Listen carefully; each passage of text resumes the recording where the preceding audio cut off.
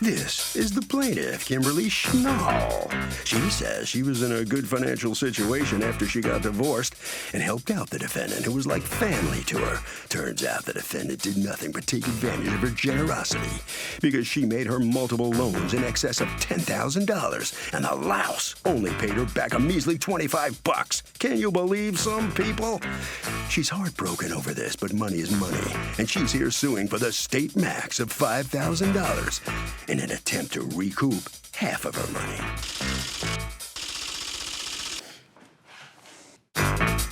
This is the defendant, Tanya Adler Caraballo. She says this is crazy. The plaintiff was a very generous woman to her and others because it made her feel good to spend on others less fortunate. Over the years, she did many things for her, took her to dinners, had parties at her house. They were just like family. Once she got married, however, the plaintiff became jealous and angry she wasn't available to her as much. This lawsuit's born out of that jealousy. $5,000 is an insane amount to be suing for because she owes nothing to this woman, nothing but a sad goodbye and farewell. She's accused of taking too much. All parties, please raise your right hand. Be seated and come to order, please. Litigants have been sworn, Your Honor. Thank you, Douglas. You're welcome, ma'am. Kimberly Schnall, Yes. you are suing Frank Caraballo and Tonya Adler Caraballo. You have power of attorney, Yes. so he's not going to be here. For $5,000 and multiple loans that you say you made to them and they refused to repay you. What's going on? I met them probably around 2011. Met Frankie first. We were friends for a while, and then met Tonya. They ended up becoming a couple. We hung around. I became very close with their kids, their entire family. We were like family. They had financial difficulties off and on, and they would usually ask if they could borrow a little bit of money to get by here or there. Then they would sometimes pay me back a little bit, and then they'd borrow more. As it became through the years, basically I was paying all their bills pretty much monthly. But why were you doing that? Because I'm an idiot. They were like family, and I really did believe that they were going to pay me back. But how many years passed of not paying you back? Actually, and that didn't, that didn't show you that they weren't going to pay you back. well, the problem was that Frankie stayed in contact, so he would contact me off and on and say, I have $25 for you here, $25 for you there. So even as of 2017, that's the last time he made a payment to me. Okay. But I saw him actually, 8 months ago. We went out and had a drink together.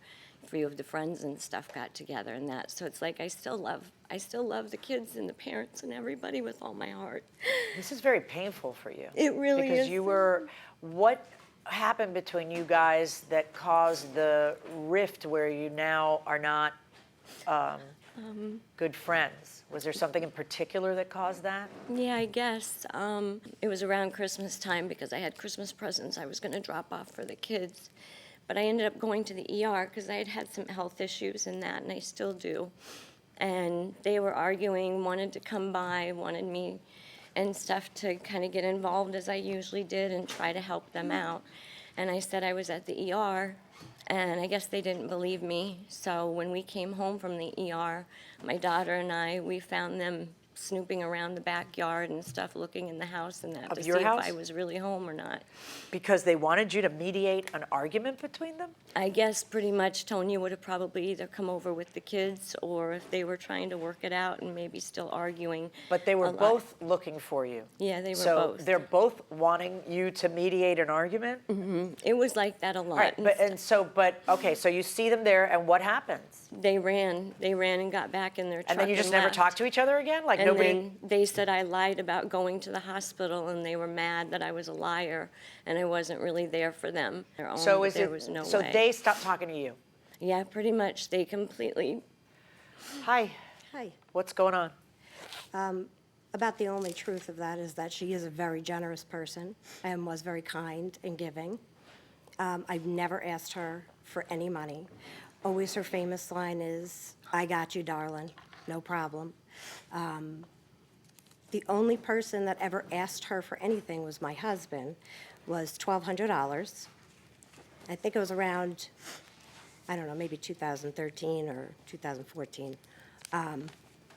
And he kept in contact with her after we stopped being friends. When did you two stop being friends? I'd say around like 2014.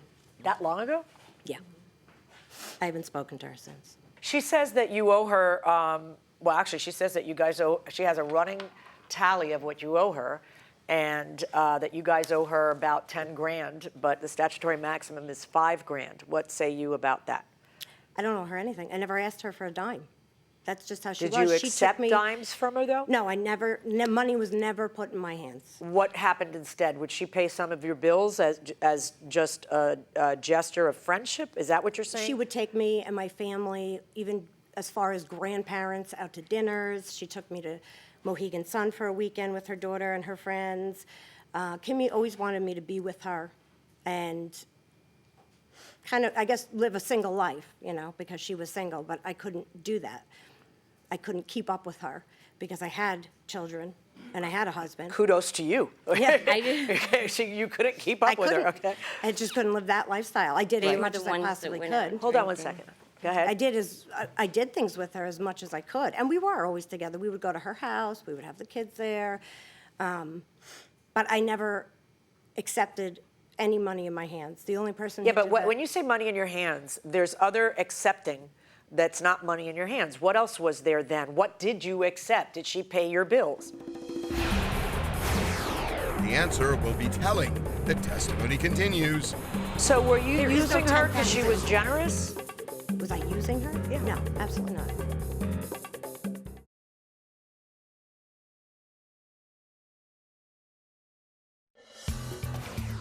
The plaintiff is upset not just that the defendant stiffed her, but they were like family. The defendant says the plaintiff was just generous and wanted to help her out. Let's listen. I actually had to put 2 of my dogs down in a very short period of time. I had called her upset, letting her know what was going on, and she came with me for support to be there for me with both incidents, and she put on her credit card. It was, "Don't worry about it, I got it, darling."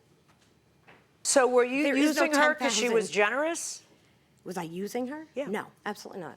My So husband what, had, I have a question for you, and it's a simple one, so let's just get through it. In the time that you knew her, what bills did she pay for you? And I hear what you're saying, that if she paid something, your testimony is that there was no expectation for you to pay her back, that she was just helping you out. I got you, darling.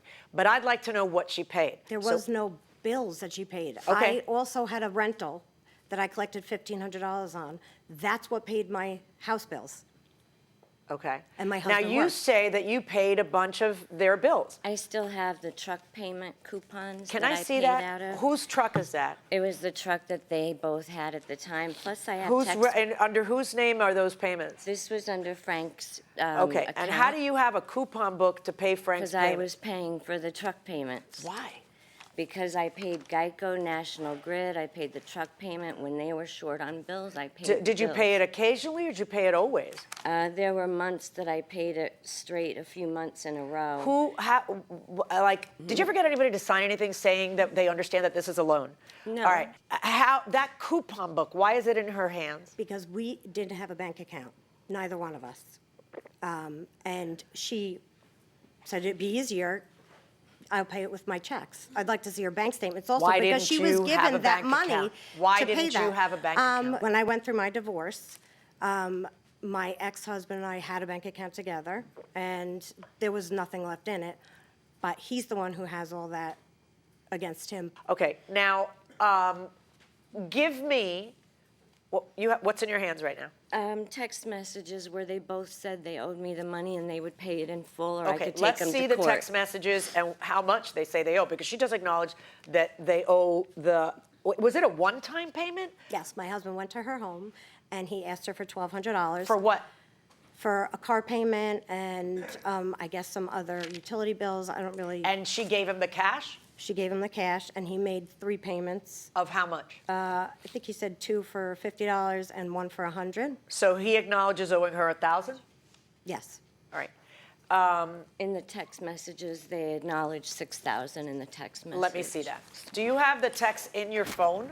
I don't. That Do was you from, have the text in but your it does. phone? They are dated though on Yeah, I there. know. I don't like that though. I like to see what's I know. above and what's below. I know. Because it gives me what we call context. Right. So if you thought to, do you I not sh- have? Why don't you have the text in your phone? I don't have that phone any longer at all. Okay. I mean, no matter how you slice it, somebody who was that good to you shouldn't be receiving texts like this that say 50-year-old baby shrivel up and disappear already. We received some of the same messages. I'm looking for them. Do you have them to show to me? No. According to you, can I see your that handwritten thing? Yes, sure. Wrote because she couldn't be here. This is this Yeah. piece of paper. What does it purport to be? What do you say this is? That's basically when I first started loaning him the money. It started 10/13. I think it was the top date up there when I loaned him like $55 or $65. And then I would just write down whenever they borrowed money, and then I would minus whenever they made payments. And yet it's all in the same ink. Yeah, yeah. I That's have that- unusual. No, I have To have that a with- 4-year record on one page all in the same ink is unusual. Can you, like, some of these are car payment, cash loan. You don't have a receipt, we've already talked about the cash loan, but some of them are Geico and this and that. Was she paying Geico? No. Okay. If you paid Geico, where are your checks? Let me see your canceled checks. I didn't get all those. That's my fault. Did you get any of them? No, I didn't go Okay, back. how are you going to 'cause come I'm into not court the- and tell me there's $10,000 worth of debt and not show it to me? I know. All right. I tell everyone within the sound of my voice that when you loan a friend money, either be ready to never see it again or get it in writing. I have cases every day where friends loan friends money. It's not that I don't believe that friends loan friends money. It's that each case is an individual case. And with each case that comes before me, I have to consider the facts and circumstances surrounding it to make a decision about whether something is, as you say, a loan, or as you say, a gift or didn't happen. Welcome back to the People's Court. Harvey Levin here. So, be honest with me, okay? You're in a relationship, sort of a relationship with somebody, and they're really into you, you're not into them, and they start giving you gifts to buy your love. Would you accept the gifts or reject them? Reject them. Would you? Yes. Because it's not right? Just because if I feel like I accept the gifts, then they're gonna think that like, oh well, she cares, so I'm just gonna keep giving her gifts. Fair enough. What do you say? Same thing, reject them. Why bother if you're not interested? Don't accept anything that you're not willing to. Be honest with me. I'd reject them as well. I'd probably have to bring up the talk. It would be the time for that to see where we stand. About Okay, real quickly. It's a car. That would be hard to decline. But you have to have some moral stability there. Okay, we're going to stop at car. Going inside the courtroom. Her defense is, it was, if she paid for anything, she was helping us out, or she's just making up these bill payments because she didn't pay my bills. And then you don't have proof of having paid a single bill of hers.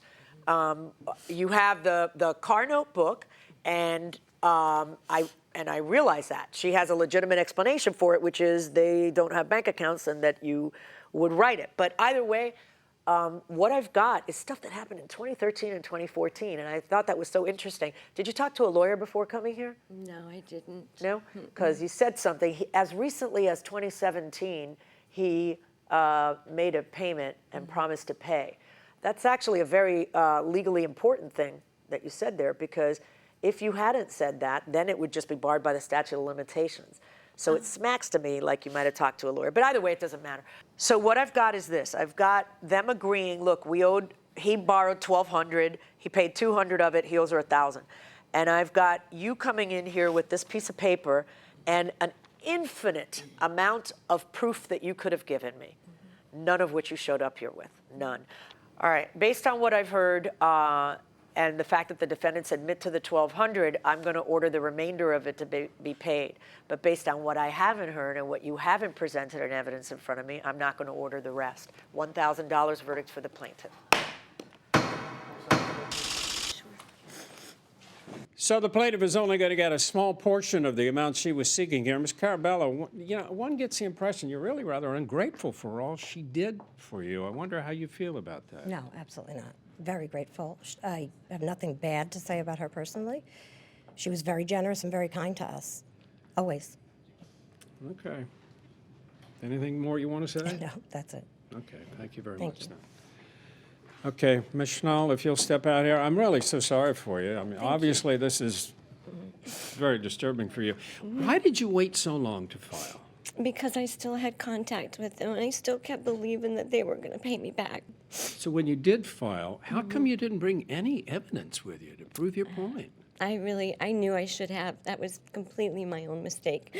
Like I said, I just didn't expect her to lie about it either, so it caught me off guard.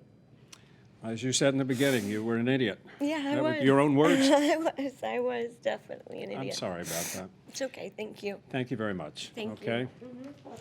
What a sad case, Harvey. Okay, I mean, look, like the judge said, if you're loaning a friend money, you got to get something in writing. Send him a text. Just kind of say, hey, you know, I was happy to loan you the money. And that will do it for this case. Litigants for the next case on the way into the courtroom right now.